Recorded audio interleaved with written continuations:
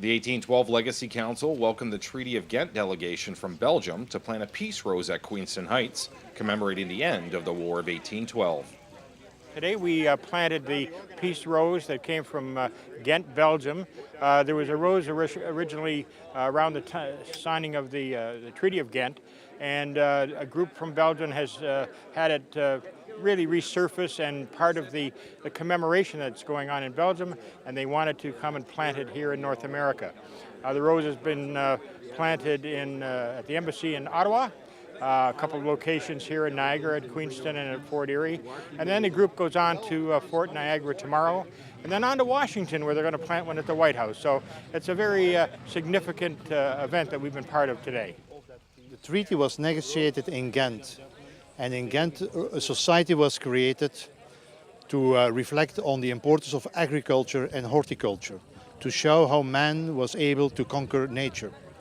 And so when this delegation negotiated its treaty, it was decided to organize also a championship for new flowers. And the most beautiful flower was going to be given the name of Le Congrès de Ghent in honor of this treaty. And it turned out to be a rose, the rose which afterwards became the Queen of Flowers.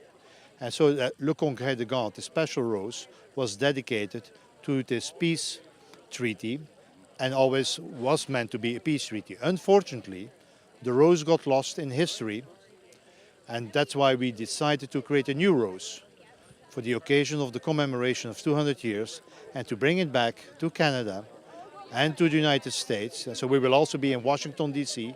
later in the week to make sure that a new rose is there. It's going to be a different rose. It's a rose that has withstood the test of hardship. So it's a rose that can grow, can be there from June till October, November in flower, in bloom, but also that can withstand diseases and also the winter. So it's important that this rose will be able to withstand the time, and hopefully will be there for future generations to commemorate this Treaty of Peace. Visit discover1812.com for more information about upcoming 1812 celebrations. In Niagara-on-the-Lake, for The Source, William Kelly.